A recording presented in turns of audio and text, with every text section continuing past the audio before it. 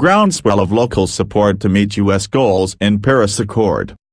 It's been a week since President Trump announced he was pulling the U.S. out of the Paris Agreement. In that time, a remarkable transformation has taken place. As the federal government abdicates its responsibility to address climate change, a groundswell of support has sprung up at the state, city and corporate levels. Those subnational actors are making the case on the international stage that the U.S. will meet its Paris Agreement commitment.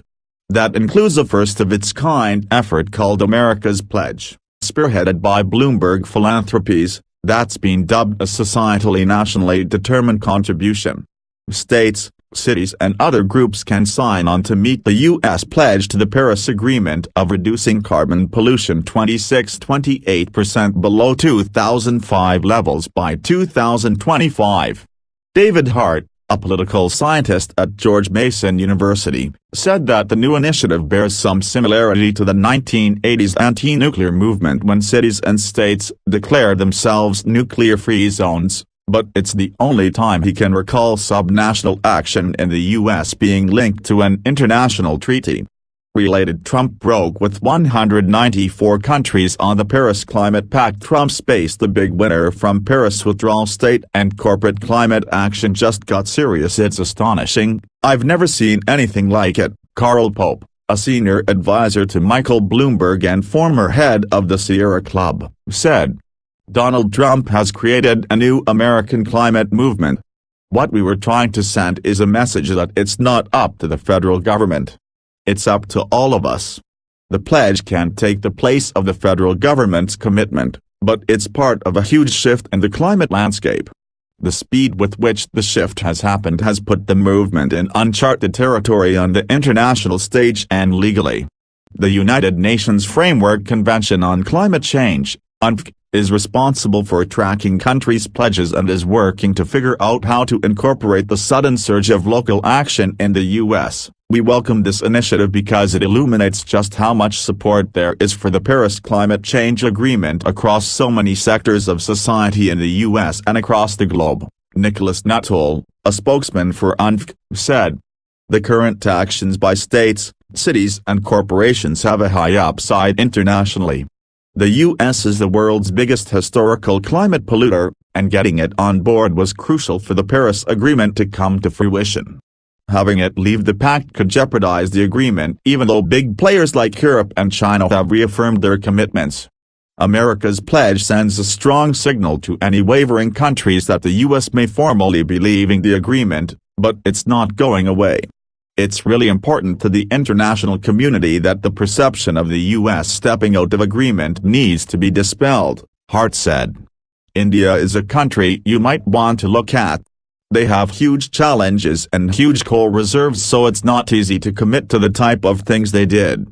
If they perceive society isn't for this, and we're going to have a congressional election next year, maybe they can wait and see if the U.S. is completely reneging.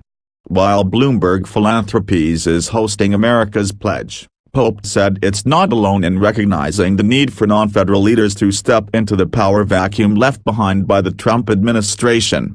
A coalition of more than 1,200 local governments, corporations and universities wrote an open letter to the world about their commitment to the pact. The mayors of Paris and Pittsburgh penned an op-ed in solidarity, and Hawaii is now the first state to sign a law to commit to meet the U.S. Paris Pledge.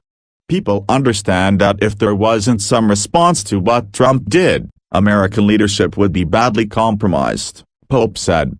States and cities have a lot of avenues to reduce emissions.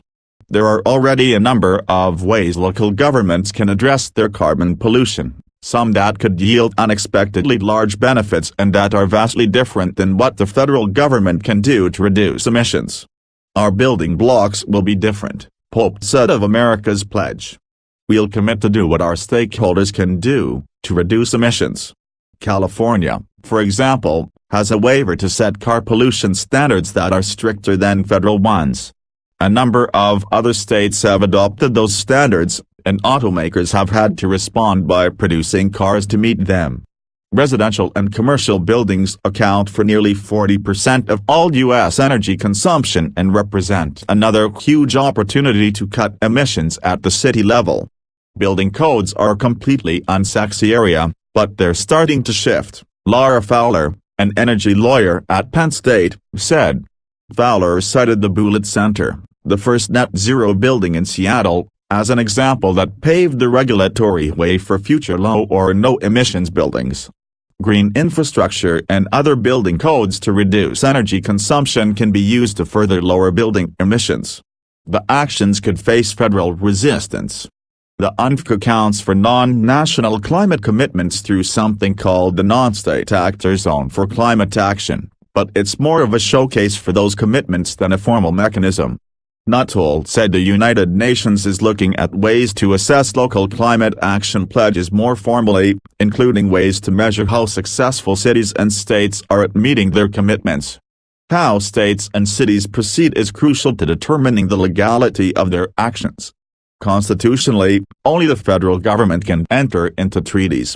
The day Trump announced his decision, California Gov. Jerry Brown says he's going to China and then strikes an agreement, Fowler said. Well, what kind of agreement is that? Is it a treaty? Is it an alliance? That's an international gray area. States can set more stringent carbon pollution standards than the federal government, but those also come with risks. California, for example, has a waiver to set more strict auto pollution standards, which could be key in forcing automakers to sell more fuel-efficient cars. The Trump administration has hinted that they could pull that waiver, taking away a key tool to reduce transportation emissions, which account for 27% of all U.S. carbon pollution. The Trump administration could also put up roadblocks to state and city action by threatening to withhold funding for infrastructure, environmental cleanup or other projects. That's something the administration has already threatened to do with sanctuary cities that don't cooperate with immigration authorities, though Fowler said if that happens, states would likely sue the federal government in response. In the background of all this is the reality that clean energy is becoming cheaper. That's reflected in commitments by corporations to going renewable and a number of states led by Republicans pushing hard for wind and solar power.